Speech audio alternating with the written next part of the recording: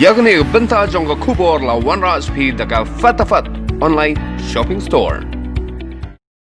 Ke Sorkar Jilla henne ka khatsau trik unaitung arhaja arpo kala pinte bakanam Bteng Shuh igijing khangdam lani ka lockdown haka Nongbah Shillong bar ki jaka ba marjan jongka umentri rang ba bandrap ka Sorkar Jilla ba prestun tinsong ha bakran biginang pathai khubor hadin ka review meeting ulai thu ba kijing shim je ka Sorkar Jilla ya kani ka rai banum Bteng ka lockdown ka dei hadin ba ka Sorkar kladap banwat lut ya baro ki badan je dei bar ki tu ki bawan na kijing khawai shongkurim na Greenwood Resort Khanapara Assam.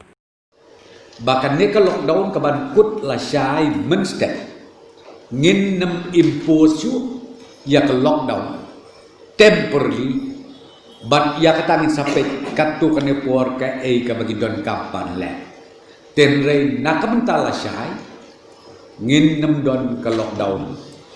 nakabenta kane ke area kabagi ong ka Shillong agglomeration lane kabagi ong ka Shillong urban area.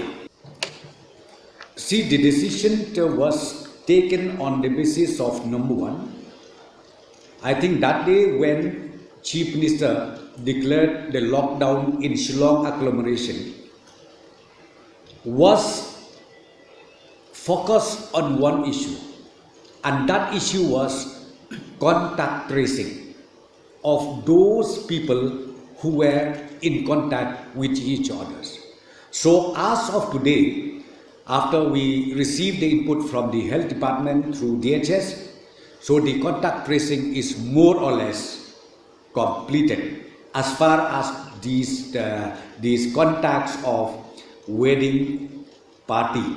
is concerned. So on that basis, we feel that okay,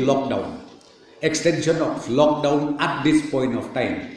is not so necessary.